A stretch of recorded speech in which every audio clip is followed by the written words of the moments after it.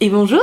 Comment ça va les gars? Je suis trop contente, ça fait longtemps que j'ai pas tourné de vidéo, même si vous en avez toutes les semaines, ça faisait un petit moment que j'en avais pas tourné, donc je suis contente de vous retrouver, mes enfants! En plus aujourd'hui je vous fais une vidéo un petit peu inédite, j'ai jamais fait de vidéo comme ça, ni sur ma chaîne principale, ni sur celle-là. J'ai envie de vous parler de mode, parce que je me suis dit après tout, j'adore la mode, j'adore les fringues, j'adore faire du shopping, même si évidemment mon budget n'est pas illimité, j'adore ne serait-ce qu'aller faire du lèche-vitrine, et je me suis rendu compte que je m'étais jamais octroyé le plaisir de vous parler de mode, ne serait-ce que dans une seule vidéo, pour voir si ça vous intéresse, si vous aimez qu'on parle de ça ensemble ou pas. Et il se trouve que la semaine dernière je suis passée chez mes parents, j'ai eu l'occasion de faire un petit peu de shopping, un petit peu de récup, et j'avais envie de vous montrer un petit peu ce que j'ai acheté, ce que j'ai trouvé, les petites tenues que ça donne, et avoir votre avis dessus et qu'on en parle. C'est important pour moi de vous préciser que mon budget n'est pas illimité. Pour moi faire du shopping c'est pas un acte anodin, je n'achète jamais de fringues comme ça en me disant oh bah tiens je vais m'acheter des fringues que je vais mettre qu'une seule fois, c'est pas mon style du tout. Généralement si j'achète des fringues c'est que j'en ai particulièrement besoin et c'est des fringues que je vais mettre beaucoup. Bon évidemment on a tous des échecs, hein. Ça nous arrive à tous d'acheter un truc en se disant oh mais ça je vais le mettre tous les jours, et puis en fait tu le mets jamais, évidemment. C'est important pour moi avant de commencer cette vidéo de vous rappeler que voilà pour moi si j'achète un manteau à 120 balles c'est 120 balles en moins dans mon budget du mois et que ça pèse lourd. Contrairement à l'idée que se font beaucoup de gens, je ne gagne pas 5000 € par mois, loin de là. Donc les fringues que je vais vous montrer ce sont des pièces que j'ai achetées en mon âme et conscience, je n'ai pas de sponsor dans cette vidéo, vraiment voilà c'est mon petit shopping perso que j'avais envie de vous présenter. Bon comme vous le savez j'ai pour habitude de faire sur cette chaîne YouTube des vidéos assez utiles, contrairement au nom de cette chaîne qui s'appelle Utile Futile, j'ai du mal à faire des vidéos futiles parce que je me dis que ça n'apporte rien à personne. Donc j'en profite quand même pour vous donner 2-3 petites infos sur le shopping. Sachez que le shopping c'est pas hyper écolo. 8 milliards de vêtements sont produits chaque année dans le monde. Je ne sais pas combien sont jetés mais j'imagine que beaucoup sont jetés. Et d'une manière générale, 70% de notre garde-robe n'est jamais portée. Quand j'ai vu ce chiffre là je me suis dit what? Et en fait effectivement c'est vrai. Moi-même qui fais du shopping entre guillemets responsable, c'est-à-dire que je n'achète que ce dont j'ai besoin et j'évite les achats compulsifs, c'est vrai que quand j'y pense, je dois avoir 15 jeans, j'en mets 3, enfin plus que 2 maintenant que mon Levi's s'est troué. Et effectivement j'ai plein de pulls, j'ai plein de t-shirts et j'en mets très peu. Donc réfléchissons bien à ça lorsqu'on fait du shopping. Vous savez aujourd'hui c'est le 15 novembre, c'est le lancement de la campagne hashtag on est prêt. J'en ai parlé dans ma vidéo sur le Zero Waste. C'est un mouvement écolo organisé par des youtubeurs auquel je participe et que je trouve hyper intéressant. C'est aujourd'hui le lancement donc n'hésitez pas à suivre tout ça sur Instagram. Allez sur mon compte Instagram, vous trouverez tout de suite de quoi il s'agit. Du coup j'en profite juste pour vous donner cette petite information. Pour un t-shirt à 5 € qu'on pourrait trouver chez H&M ou chez Zara ou chez n'importe quel marchand qui vendrait des t-shirts à 5 €, sachez qu'il faut 2000 litres d'eau pour faire un t-shirt à 5 €. C'est chaud. Et pour faire un jean, il en faut 25 000. Voilà, c'est des petits chiffres qui font réfléchir malgré tout. Et voilà, quand vous faites votre shopping, ayez ça à l'esprit, c'est toujours important de savoir que il faut acheter responsable, c'est important. Bref, j'ai fait cette vidéo pour vous parler de mon shopping et de choses futiles. On va parler entre nanas et entre mecs. Si vous kiffez le shopping, les gars, vous êtes les bienvenus. Voilà, je vous parle de mon shopping. Qu'est-ce que j'ai acheté cette semaine avec ma petite maman qui m'a accompagnée dans mon shopping. Alors déjà, sachez que moi, en termes de style, j'aime bien avoir un haut assez simple, un jean toujours simple, et j'aime bien accessoiriser en fait mes tenues. Par exemple j'aime bien avoir des petits colliers etc. Donc j'ai tendance à acheter des hauts très simples justement pour que ça puisse aller avec tout. Ça m'énerve de me dire ah non je peux pas mettre ça avec ça parce que sinon ça va aller bien. Du coup j'étais en recherche d'un petit haut très simple pour porter avec tout, et figurez-vous que je suis allée chez Promode. Donc c'est un petit haut à manches longues que j'ai payé 12,95 €, et en fait ce que j'aime, là vous voyez pas mais regardez, il y a une petite dentelle devant qui est hyper jolie et qui est assez distinguée. Finalement, ça fait pas cheap. Franchement, pour un haut à 13 €, on est très loin du cheap. Et en fait, j'aime bien la matière parce qu'elle est très fluide. Évidemment, j'ai regardé la composition puisque dans ma vidéo sur comment ne pas ressembler à une grosse patate l'hiver, je vous ai dit oui, n'achetez pas trop en polyester, blablabla.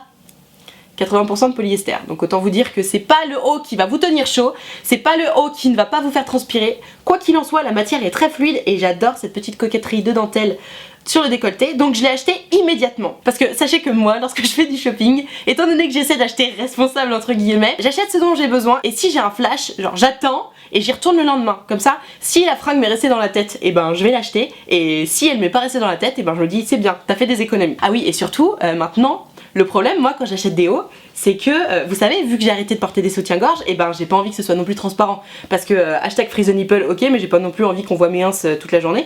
Et du coup, celui-ci est très légèrement transparent. Voilà, vous voyez, c'est très légèrement transparent. Malgré tout, je le porte quand même sans soutif, ça se voit pas, donc ça me dérange pas. Et puis, quand bien même, c'est qu'un téton, après tout. Cachez ce téton que je ne saurais voir, comme dirait Molière. Donc j'ai acheté ce petit haut que j'aime beaucoup parce que du coup il va avec tout et n'importe quoi. Franchement tu peux mettre ça avec un jean brut, tu peux mettre ça avec une petite jupette colorée, ça va toujours bien, ça rajoute un petit peu de féminité, j'aime beaucoup. Et donc je l'achète et là je commence à sortir du magasin de chez Promode et qu'est-ce que je vois? Mama, qu'est-ce que je vois? Ce manteau. J'avais vu l'équivalent de chez Mango juste avant qui était à 80 €. Je l'avais essayé, celui de chez Mango était un petit peu plus original, il y avait des boutons un petit peu partout, etc. Moi j'aime la simplicité comme je vous ai dit, donc je vois ce manteau, je l'essaye et je me dis ah ouais. Déjà celui de chez Mango m'avait beaucoup plu, mais je sais pas, c'était les petits délires de boutons derrière, ça m'avait un peu dérangé. Celui-là il était simple, il était efficace, je l'essaye en 38 et ça fitait parfaitement. J'ai fait oh là là. Mais bon, 130 balles quand même. Je me suis dit merde, est-ce que c'est raisonnable? Je m'étais déjà acheté ma veste sur showroom privé 2 mois avant, donc je me suis dit est-ce que c'est raisonnable? En vrai j'ai pas besoin d'un manteau et tout. Et je me suis dit, cette pièce là en vrai, c'est un indémodable. Pour vous raconter toute l'histoire, en gros c'est ma copine Alizé Lim que vous avez dû voir un peu dans mes stories Instagram, etc. Elle a celui de chez Zara. Quand je l'ai vu avec son manteau, je me suis dit waouh, c'est trop stylé. Celui de chez Zara il est un petit peu plus lâche, il est peut-être moins classe entre guillemets, mais il est plus passe-partout. Alors que celui-ci, la matière est un peu plus rigide, il tombe très droit, il y a moins de coquetterie. Je dirais qu'il est un peu plus habillé celui-ci. Bref, je l'ai vu avec son manteau, je me suis dit waouh, j'adore ce style, j'aime trop, il m'en faut un comme ça. Donc évidemment, j'ai vu celui de chez Mango, je l'ai essayé, j'ai adoré. Ensuite, je suis allée chez Promote donc avec ma mère et j'ai essayé celui-ci et comme je vous disais, donc il était plus fit. J'ai préféré celui-là, sauf que celui-là était à 130 balles. Pourquoi? C'est parce qu'en fait, celui-là, il est à 75% de laine. Et oui, matière naturelle, souvenez-vous ce que je vous ai dit, ça permet de faire respirer la peau et donc on transpire moins, etc. En revanche, je sais pas ce que vous en pensez vous, mais moi je trouve que la laine c'est pas ce qui tient le plus chaud. En fait, pour moi ça c'est juste un manteau pour faire sa belle, parce que clairement il tient pas chaud, c'est presque une veste de mi-saison. Mais j'adore ce manteau parce qu'il est indémodable. Je me souviens, ma mère elle en avait un peu comme ça déjà à l'époque, et puis bon bah là ça revient à la mode. Je sais pas si vous avez remarqué, mais en termes de mode là, on est à fond sur les années 90 qui reviennent, que ce soit côté classe ou que ce soit côté street, on est à donf dans les années 90. Donc bref. J'ai trouvé ce manteau, je l'adore. Je vais le passer pour que vous voyez en haut. Et la question que je me posais c'était est-ce que je le prends en 40 ou est-ce que je le prends en 38? Parce que regardez. Donc celui-là c'est le 38, j'adorais. J'avais juste un tout petit problème là au niveau des bras. Je me suis dit là j'ai un sous-pull très fin donc ça passe. Mais si j'ai un pull plus épais, franchement là ça fait un peu serré.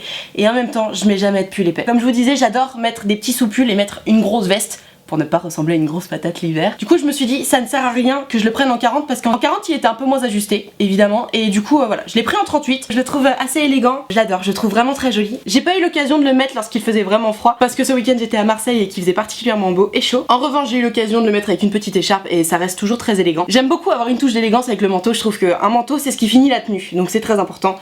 Bref, j'ai craqué sur ce manteau à 130 € et il était disponible en plein d'autres couleurs. Ils sont malins chez Promode, ils sont très très malins. Donc voilà, j'ai essayé ce manteau et je me suis dit ok, je vais attendre la nuit, s'il me reste dans la tête, je l'achète, si il me reste pas dans la tête, je l'achète pas. Bon évidemment le lendemain matin j'étais en boucle sur le manteau donc je suis allée l'acheter et j'en ai profité pour acheter le petit haut en dentelle en 2 autres coloris parce qu'en fait il m'a tellement plu, la matière était tellement fluide et c'est tellement facile à porter que du coup je me suis dit yallah, c'est ma chance, vas-y je le prends dans d'autres couleurs. En beige je le trouve quand même moins élégant, moins intéressant parce que ça fait un petit peu haut de pyjama si vous voyez ce que je veux dire. Mais bon en même temps c'est simple, ça passe partout donc voilà, je l'ai pris en beige. Pareil il est un tout petit peu transparent mais je l'ai déjà porté sans soutien-gorge, personne m'a rien dit donc pas de problème. Et je l'ai acheté aussi en gris, pour le coup en gris il est quand même un peu plus intéressant. On retrouve la petite dentelle en noir qui est beaucoup plus intéressante en noir qu'en beige finalement. J'aime bien, c'est sympa, pareil tu peux le porter sur un jean comme avec une petite jupe, ça donne un effet féminin. C'est le genre de petit haut que tu mets sans aucun problème, sans te dire oh là là ça va pas aller avec le reste. Donc voilà, j'ai craqué sur ces deux là. Et j'ai aussi craqué sur autre chose qui est beaucoup moins sexy mais en même temps j'adore, le chausson. Oui je sais, c'est pas sexy du tout mais à l'intérieur, c'est même pas de la polaire, je sais pas ce que c'est mais oh, c'est tout doux, c'est tout moelleux. Tu mets ça sur tes pieds, oh là là là là, j'adore. J'ai payé ça 11 balles dans un supermarché, c'était en taille unique donc c'est un tout petit peu petit pour moi parce que j'ai des grands pieds. J'adore, j'adore, meilleur achat de l'année.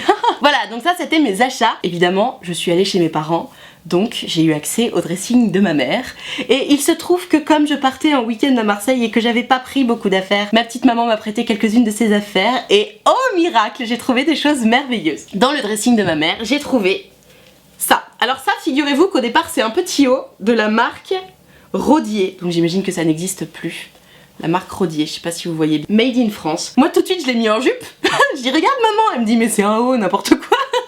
Donc en principe j'imagine que c'était un bustier. Moi je l'ai mise en jupe parce que je trouvais que c'était hyper joli, c'est très légèrement scintillant. Pareil c'est un petit peu transparent vous voyez mais en jupe je m'en fous, hein. Franchement on voyait pas ma culotte non plus donc on s'en fout. Et en fait donc j'ai mis cette petite jupe avec le petit haut noir et ben franchement ça rendait hyper bien. Et j'ai aussi trouvé des chaussures qu'on a trouvées en friperie qui traînaient chez mes parents, j'adore. Elles sont en cuir. Taille 40 parce que je fais taille 40 et j'ai trouvé mais quasi exactement les mêmes chez Pimki en plastique.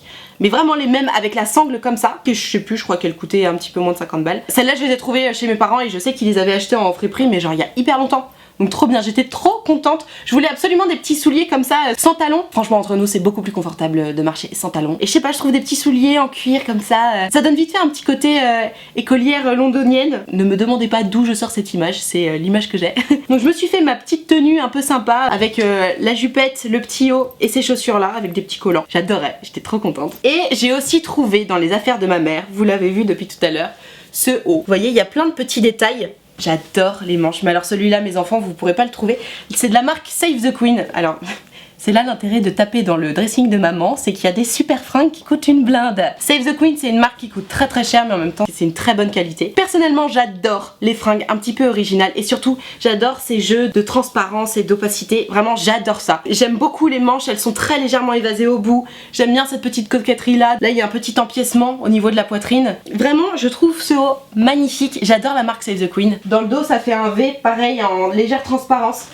J'adore ce haut. Merci ma petite maman de me l'avoir filé. Cette marque fait beaucoup de très belles choses, malheureusement elle est excessivement chère. Personnellement je ne peux pas me permettre de m'habiller chez eux, à la limite quand ils sont en solde et encore. Voilà, ce sont toutes les acquisitions que j'ai faites la semaine dernière. On est déjà sur une belle base et comme si j'avais pas dépensé assez de thunes, mais quand je suis chez mes parents c'est terrible, le shopping j'y vais. Je me suis fait mon semi-permanent. Si vous avez suivi mes aventures sur Instagram, vous savez le problème que j'ai eu avec ce semi-permanent. Ce doigt là et ce doigt là qui sont tombés, mais ils sont tombés normal, au bout de même pas 48 heures. Un semi-permanent c'est quand même censé durer minimum 2 semaines. Et là, juste, le doigt il est tombé. Genre il y avait pas un petit bout qui était parti. C'est tombé. Mais comme si j'avais enlevé un faux ongle quoi. Donc j'étais vraiment pas contente, sachant qu'un semi-permanent ça coûte quand même 29 €. Donc là j'ai sauvé les meubles en mettant un vernis qui ressemble plus ou moins. Et pareil là ça commence à s'écailler sur celui-là. Vraiment je suis pas contente du tout. Alors je sais pas si c'est le salon qui est mauvais ou si c'est les produits qui sont mauvais. Parce que le vernis c'était quand même la marque OPI. Les avis divergent mais il s'agit quand même d'une des meilleures marques de vernis à ongles. Donc je suis assez surprise, je me demande si c'est pas le salon. Et alors il se trouve aussi que lorsque je vais me faire un semi-permanent, je leur demande toujours de ne pas me limer la surface de l'ongle parce qu'en fait j'ai les ongles très fins et très fragiles et du coup s'ils me liment la surface de l'ongle, ça me les défonce.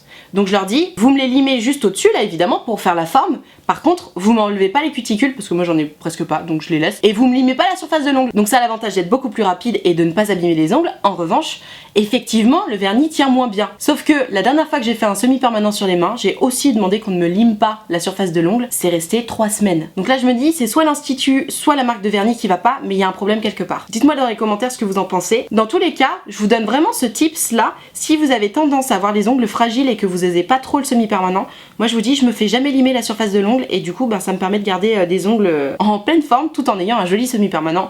Et entre nous, c'est tellement plus sympa d'avoir un vernis qui dure 2 semaines au lieu de 2 heures. Bon, je vous cache pas que si je m'étais écoutée, j'aurais aussi acheté les bottes de chez Nero Giardini qui sont magnifiques. Alors moi j'adore les bottes, vraiment je trouve ça trop stylé. Et en fait elles sont marron mais presque un peu violettes. Elles montent haut. J'aime bien parce que à la surface, au lieu d'être coupées comme ça, elles sont légèrement biseautées. Et je trouve que ça fait une plus jolie jambe d'avoir une botte coupée légèrement en biseau plutôt que droite. C'est les seules que j'ai trouvées biseautées et en plus la couleur était vraiment magnifique. Et j'ai déjà des paires de bottes donc je me suis dit que j'en avais pas besoin. Et comme je vous l'ai dit, j'achète responsable donc je n'ai pas acheté ces bottes qui étaient pourtant merveilleuses. Vous voyez ? La raisonnabilité. Voilà, c'est la fin de mon shopping. Vous m'avez posé des questions sur Instagram, donc je vais voir quelles sont vos interrogations à ce sujet. Quels sont tes magasins préférés? Alors comme je vous disais, en principe j'ai pas un très gros budget shopping. Donc généralement je vais dans des magasins où ça coûte pas trop cher mais où la qualité est plutôt bonne. J'aime beaucoup aller chez Mango parce que généralement je trouve qu'ils ont des belles choses et pourtant là j'y suis allée, j'ai rien trouvé. J'aime bien Promode même si je trouve qu'ils tirent un peu vers le vieux, j'aime bien cette marque là. Pimkie, je trouve qu'ils sont en train vraiment de s'améliorer, je sais pas ce que vous en pensez mais avant je trouvais qu'ils avaient trop un côté Jennifer, genre un peu lycée, collégien, très sport qui me dérangeait un peu et là je trouve qu'ils deviennent de plus en plus classe. Pimkie, on n'est pas à l'abri de trouver des trucs un peu sympas. Bon évidemment H&M pour les basiques. Alors je sais qu'il y en a beaucoup qui vont chez Zara, moi j'ai un problème parce que ce qui me dérange chez Zara c'est que les magasins sont toujours beaucoup trop grands, que c'est toujours très mal rangé et je trouve ça assez cher bizarrement chez Zara. Du coup j'ai du mal à faire mon shopping chez Zara. Je sais pas ce que vous en pensez, dites-moi dans les commentaires vous quels sont vos magasins préférés. C'est beaucoup trop cher pour ma bourse mais j'ai découvert récemment une marque de fringues qui s'appelle Scotch & Soda. Oh là là, ils font que des trucs hyper originaux, j'adore. Vraiment, si j'avais les moyens, j'irais m'habiller chez eux parce que c'est magnifique ce qu'ils font. J'adore les Ugg, mais c'est trop cher. C'est quoi ton style de bottes? Alors moi, j'aime pas du tout les Ugg. Je trouve que ça fait un gros pied, c'est trop froufrou. Et puis en plus, ce qui m'embête un peu, c'est que tout le monde en a, donc je trouve que ça casse un peu le style. Moi, j'adore les bottes cavalières. Plus la botte, elle ressemble à un truc que tu vas mettre pour aller faire du cheval, plus je trouve ça beau. Et pourtant, j'ai jamais fait d'équitation de ma vie. Je sais pas, je trouve ça hyper élégant, des bottes avec un petit collant bien fin, une jolie petite jupe, ou alors des petites bottines comme ça, avec ou sans talons. J'adore. Non, tout ce qui est Ugg, tout ce qui fait un gros pied, à part les moon boots quand t'es au ski, ça je trouve ça super stylé. Je suis très classique dans les bottes. Quel est ton budget en général? Je me fixe jamais de budget parce que en fait le truc c'est que bon, je commence à avoir 27 ans, donc je commence à avoir une garde-robe dans laquelle je pioche régulièrement. Je ne grandis plus, donc il y a plus de moments où je me dis oh là là, il faut absolument que je renouvelle tout mon stock. Il est très rare que je dépense 100 balles en shopping dans une journée. Je fais toujours vraiment petit à petit, c'est-à-dire que si je sens que j'ai plus trop de hauts à mettre, bon bah je vais aller checker un peu les pulls, les hauts et je vais m'en acheter un ou deux. Je suis très raisonnable en termes de shopping parce que comme je vous disais, bah je fais attention à mon budget évidemment. Jamais de la vie je vais me dire ah bon bah mon budget c'est 200 balles donc je vais dépenser 200 balles. Jamais. J'essaie toujours d'être raisonnable et j'essaie toujours de voir en fonction de ce que j'ai déjà dépensé avant et des fringues que j'ai déjà. Par exemple le manteau de chez Promode, je me suis dit ah bon est-ce que j'en ai vraiment besoin? Je me suis déjà acheté un manteau pour cet hiver. C'était un peu un craquage et en même temps je sais que dans 10 ans je pourrais toujours le mettre. C'est une matière assez noble, je pense que je l'aurai toujours dans 10 ans. Donc voilà, je me suis dit ok c'est un craquage mais en même temps sur 10 ans il sera largement rentabilisé donc ça me dérange pas. Pour les petits hauts pareil, bon c'était des petits hauts à 13 balles.